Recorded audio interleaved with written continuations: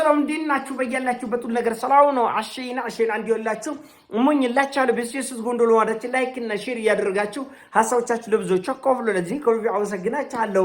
ሐሳቡ ሲሞቻችሁ 2000 ላይክ እንድትገጩ በተተና አጓብዛችኋለሁ። ዛሬ ወደ ሚዛናችን ዘላችሁ መጣ ነው ሶበር ዜና በኢራን እጅ ውስጥ የወደቁት እጅግ በጣም የተራቀቁ የአሜሪካ ቦምቦችን ጉዳይ ነው። እንግዲህ ኢራን የአሜሪካን የተራቀቁ ቦምቦችና ሚሳኤሎች በእጁ አስገብታለች። ይሄም የሆነበት ምክንያት አሜሪካ በኢራን ምድር ላይ ስፍር ቁጥር የሌለው ሚሳኤልና ቦምቦችን አዝንባለች። ከነዚህ ቦምቦችና ሚሳኤሎች ውስጥ አንዳንዶቹ አልፈነዱም። ያልፈነዱትን እነዚህ እጅግ በጣም አደገኛ ቦንከር ቦስተር ሁሉ አለበት። እዚህ ውስጥ 60 ሜትር ምድርን ሰርስሮ ገብተው ተራሮችን የሚያፈነደውን ቦምብ ጭምር ኢራን በእጅ አስገብታለች። በጣም የሚያስደንቅ ነው። በነገራችን ላይ ጉዳይ ለመጀመሪያ ጊዜ አይደለም። በናይጄሪያም በሶሪያም እንደዚህ አይነት ነገሮች ተከስተዋል እና ያለምንም መፍራት አሜሪካ ቦምቤን ስጡኝ ነው ያለች። አሁን አረጋ ቦምቤን ስጡኝ ነው ያለች። በቃ አይኗን ፍጥጥ አድርጋ ማለት ነው። አሁን ግን እንደ አጋጣሚ ሆነ ቦምቤን ስጡኝ የማይባልበት አገር ነው ሄዶ የወደቀው። በተለይ ይሄ ቦንከር ቦስተር የሚባል እጅግ በጣም የተራቀቀ የቦምብ አይነት ነው። ምናልባት ኢራን ፈቃደኛ ከሆነች ከቻይኖችና ከራሽያኖቹ ጋር በመጣመር እጅግ በጣም በአስቸኳይ ይህንን መሳሪያ የምትሰራበት እድል ሰፊ ነው። ይሄ አሜሪካኖችን እጅግ በጣም ያበሳጨ ነው። ከወደሙ ጀቶች፣ የጦር ጀቶች፣ ሄሊኮፕተሮች እነዚህ የተራቀቁ መሳሪያዎቻቸው ብዙ መሳሪያ ወድሟል። የጦር መርከቦች ሁሉ ተመተዋል። ይሄ ግን እጅግ በጣም የሚያስቆጭ ነው። ምክንያቱም ቴክኖሎጂው በቀላሉ ራሽያና ቻይና እጅ ውስጥ ይገባል። ኢራንም እነዚህን ቦምቦች ቦንከር ቦስተር ብቻ ሳይሆን ሌሎችም የተራቀቁ የአሜሪካ ሚሳኤሎችን ወደ ኢንጂነሪንግ ክፍሏ ማዕከሏ ሂዳል። እዛም ደግሞ ተጨማሪ ምርምርና ጥናት ከተደረገባቸው በኋላ አመሳስለው ወዲያውኑ በአስቸኳይና በፍጥነት ይሰራሉ። ምናልባት በቻይና በራሽያ ፋብሪካዎች በብዛት እንዲሰሩ ሊደረግ ይችላል። ይሄ ትልቅ ቁጭት ነው። አስበው፣ አንተን ለማውደም፣ ለማፈንዳት፣ ለማጥፋት የመጣ መሳሪያ አንተ ወስደ መልሰ ጠላት ላይ ስትጠቀመው ምን ያክል እንደሚያቃጥል አንዳንድ ሚሳኤሎችን በነገራችን ላይ አሜሪካ ለማንም አገር የማትሰጣቸው የሚሳኤል አይነቶች አሉ። በጠላት እጅ በኢራን እጅ ላይ ወድቋል። ኢራን በነገራችን ላይ ዛሬ እጅግ በጣም ወዳጅ ከሆነችው ራሽያ 48 የጦር ጀቶችን F-35ን አዛለች። 16ቱን ተረክባለች። $6.5 ቢሊዮን ያው ሰሞኑን እየተሽለኮለኩ እንደምታውቁት ኢራኖችም እየተሽለኮለኩ ነዳጅ ሲያወጡ የነበሩት ለዚህ ነው። ከዛም በፊት በከፍተኛ ሁኔታ ይወጣል። አገራቸውን ለመከላከል ነው ቅድሚያ የሚሰጠው ኢራን ውስጥ አገርን መከላከል ነው እና 48 የኤፍ-35ቶችን አዘዋል። 16ቱን ዛሬ ተረክቧል። እንግዲህ ራሽያ ወዳጅ አገር ነው ሲባል በማስመሰል አይደለም። ጠንካራ ህዝቦች፣ ንጹህ ወዳጅነት ስላለ እነዚህ ሁለት አገሮች እንዳልኳቸው በጣም ተመሳሳይነት ያላቸው ጀብደኞች፣ በማንም ላይ የማይለጠፉ የማይንበረከኩ ጀግና ህዝቦች በመሆናቸው ምክንያት ከልብ ነው እየተረዳዱ ያሉት። እውነቱ ለመናገር ቻይናም በዚህ እጅግ በጣም አደገኛ በሆነ ወቅት ለኢራን እየሰጠችው ያለው ከፍተኛ ድጋፍ ቀላል የሚባል አይደለም። በነገራችን ላይ ዛሬ ሚድል ኢስት ሞኒተር የሚባለው የዜና ወኪል እንዳሰራጨው ከሆነ 52 በድጋሚ የአሜሪካን የእገዳ መስመር ጥሰው 52 የኢራን መርከቦች አልፈዋል። 31ዱ የነዳጅ ጫኝ ናቸው። 21ዱ ደግሞ ሌሎች ጭነቶችን የጫኑ መርከቦች የአሜሪካን እገዳ ጥሰው አልፈዋል።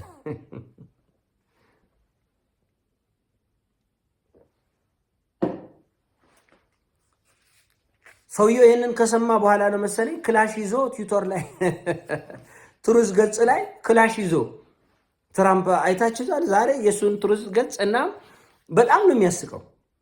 በጣም ክላሽ ይዞ እንደዚህ ይዞ በኤአይ ያቀናበረ ከዚህ በፊት እኔ ክርስቶስ ነኝ የሚለውን በኤአይ ያቀናብረ አይታችሁታል። የተለያዩ ምስሎችን፣ ቪዲዮችን በኤአይ ያቀናበረ ሰውየው ያቀርባል። ጭንቅላቱንም እንደዛ ቢያቀነባብረው ጥሩ ነበር። ይሄ ተበለሻሽ። ዛሬ ደግሞ ልክ እንደ ተራ ሚሊሻ መሳሪያ ይዞ እንደ ሚሊሻ መሳሪያ ይዞ ፖስቷል እና ከዚህ በኋላ ርህራሄ ደግነት የሚባል ነገር የለም፣ ኢራን ላይ ሰቅጣጭ የሆነ እርምጃ ወስዳለው የሚል ማስፈራሪያ ዛሬም ሰጥቷል። በእርግጥ ኢራኖቹ አመሉ ነው ሰውየውን ተውት እንደፈለገ ይሁን ወደሚል አቅጣጫ እየሄዱ ነው። መናናቁ በስቷል። ምክንያቱም እነዚህ ሰዎች አይምራቸውን የሚጠቀሙ ሰዎች አይደሉም። አይምራቸውን የሚጠቀሙ አይደለም። ትዕቢተኞች ናቸው፣ ነውጠኞች ናቸው። እነሱ ያሉትን ካልሆነ ማንንም አይሰሙ። ማንንም የእስራኤል አየር ማረፊያዎች በአሜሪካ የጦር ጀቶችና የጦር አውሮፕላኖች ተሞልቶ ነው ያለ አየር ማረፊያው። ለምን? አሁንም ለመደፍጠጥ ስለተፈለገ ነው። ሀውቲ ዛሬ መግለጫ አውጥቷል። ሐማስም እጅግ በጣም ጥብቅ የሆነ መግለጫ አውጥቷል። ይሄ ሁለተኛ ዙር ጦርነት የምትከፍቱ ከሆነ እኔ ቀይ ባህርን ቱርምስምሱ ድብልቅልቅ ነው ማወጣላቸው፣ ወፍ አያልፍም በዛ በኩል ብሏል። እና ይሄ ከፊት ለፊታችን ያለው ወቅት በዚህ መልኩ የሚቀጥል ከሆነ በጣም አደገኛና ዓለምን በሙሉ ዋጋ የሚያስከፍል ነው። እንደተባለው ይሄ ጦርነት የመጠፋፋት ጦርነት ነው። ከሱ ከመሰረቱ ጀምሮ የመጠፋፋት ጦርነት ነው። አውሮፓውያኖቹም ይሄ ነገር እንዲከሰት አይፈልጉም። በግልም በማህበሩም ሆነ አውሮፓ ህብረት እንደ ህብረት፣ አንዳንድ ሀገሮች ደግሞ በግላቸው ከኢራን ጋር እየተነጋገሩ ነው። በዚህ መልኩ መላ እንደሌለ ይህን ጉዳይ ያውቁታል። መላ እንደሌለ ያውቁታል። አሁን የተለየ መንገድ በራሳችን በዶፍጥጠን ጮህልቀን እናልፋለን እያለ ያሉት እስራኤልና አሜሪካ ነው። ይሄ ደግሞ የማይሆን ነው። ይሄ ደግሞ የማይሆን ነው። ጭራሽ የአውሮፓ ህብረት እስራኤል ላይ ሁሉ ማዕቀብ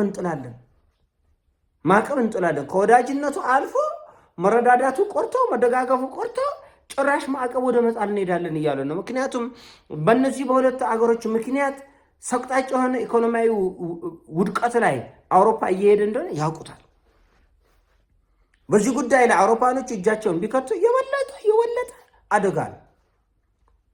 እስራኤልና አሜሪካ እንደምታውቁት እስራኤል በየአመቱ 3.8 ቢሊዮን ዶላር በላይ ከአሜሪካ እንደ ጊፍት ካርድ ልክ ጥቅል ይገዛል። አሁን ወዳጅ ለወዳጅ እዚህ አገር ላይ ካርድ ይገዛል። ጥቅል ያልተጎደበ ዕለታዊ ጥቅል፣ ያልተጎደበ ወራዊ ጥቅል ምናምን፣ የድምፅ የኢንተርኔት ብለው እንደሚገዛው አሜሪካ ግብር ከዜጎቿ ላይ ሰብስባ በየአመቱ ለእስራኤል ወደ 4 ቢሊዮን ዶላር ትሰጣለች። በአካውንቷ ነው ደቅ የሚለው። በአካውንቷ ደቅ ይላል። መሳሪያ ስትፈልግ ከዛ አካውንት ላይ አውጥቶ ደግሞ ትጎዛለች። ኮሽታ ካለ ደግሞ ድጎማ አለ። አሁን ባለፈ ሐማስ እስራኤል ላይ ጥቃት ሰንዝሯል ከተባለ በእርግጥ ራሱ እስራኤል ህዝብ በሰላማዊ ሰልፍ ወጥቶ እውነት ሐማስ ይህን ጥቃት ፈጽሟል ወይስ የኛው ጉድ ነው የሚለው ይጣራልን እያሉ ነው የእስራኤል ህዝብ። የሆነ ሆኖ ሐማስ ፈጽሞታል በሚለው እንያዘው እና ለዚህ ጥቃት አሜሪካ 14 ቢሊዮን ዶላር ነው ለእስራኤል የለቀቀችው ድጎማ 14 ቢሊዮን እና ለአንድ ለሁለት ለአፍሪካ ሀገሮች እኮ ቀለብ ይሆናል፣ የዓመት ቀለብ 14 ቢሊዮን። ለሐማስ ኮሽታ ነው እንግዲህ። ለኢራኑ ስንት እንደተወጀተ እግዚአብሔር ይወቀው። ለኢራኑ ስንት እንደተወጀተ እኛ እናውቀው፣ እግዚአብሔር ነው የሚያውቀው። እና እነሱ ሁለቱ አስበውበት የገቡበት ነው። አስበው እንደገቡ አስበው እንደማይወጡ እየታየ ነው። መፍትሄ መንገድ ሲባል ቄሱም ዝም መጽሐፉም ዝም ነው። እና ሰውዬ ዛሬ ክላሽ ይዞ ነው የወጣው። ክላሽ የኔ ጌታ እንደ ሚሊሻ ነው። እና ይሄን ይዞ ወጥቷል። በእርግጥ ኢራኖቹ እንኳን ክላሽ ቆርቶ መድፍ ብትሸከምስ ይደነግጣሉ ወይ ብለን ስንጠይቅ ማንም ከመጤፍ የሚቆጠር ይሉ ከዚህ ከጥፍሮ ጠፍሮ የሚቆጠር የለም። እና ሚሳኤልም ተሸከም ቦምብም ተሸከም ሁሉን የቻሉትን በሙሉ ይዞ መጥቷል። አሁንም እያደረጉ ነው። አሁንም ቀጠናው በመሳሪያ ትርምስምስ ወጥቷል። ሱዳንን ነው ያስመሰሉት መካከለኛውን ምስራቅ ክላሽ በክላሽ። አሁን የሱዳን ውስጥ ያለ መሳሪያ ብዛት እኮ ጉድ ነው የምትሉት። እንኳን እሱ ከሱ አልፎ ወደ ኢትዮጵያ ድንበሮች ላይ ክላሽ በጣም ሰቅጣጭ በሆነ ሁኔታ መሳሪያ እና መሳሪያ በመሳሪያው ነው ቀጠናውን በሙሉ ወደ ሲኦልነት ለመክተት ተፍተፍ እያለ ነው። ትራምፕ ዛሬ ክላሽ ይዞ እንደ ውልሻ እንደዚህ ፎቶ ተነስታል። ምናየው ይሆናል አባባ ቢሮጡ እስከ ዳገቱ አለ። አንድ ሽማግሌ እንደፈለገ ቢሮጥ ዳገቱ ላይ ሲደረስ ይቆማል አይደለም። ስለዚህ አሜሪካ የት ድረስ ሮጣ እንደምትቆም ለማየት ያብቃን። መላ ዓለም ይህን በጉጉት እየጠበቀ ነው። እንደው በምን መልኩ ሊያቆሙት ነው ይህን ጦርነት የሚለው እኛን ብቻ ሳይሆን ዓለምን በሙሉ ያስደነቀ ነው። ምክንያቱም እንደገቡ መውጫው ቀላል እንዳልሆነ እነሱም ያውቁታል፣ ዓለምም ያውቃል። ይሄን ያሰው ነው። ሲሞቻች ላይክ አድርጉ፣ ሼር አድርጉም። እወዳችኋለሁ።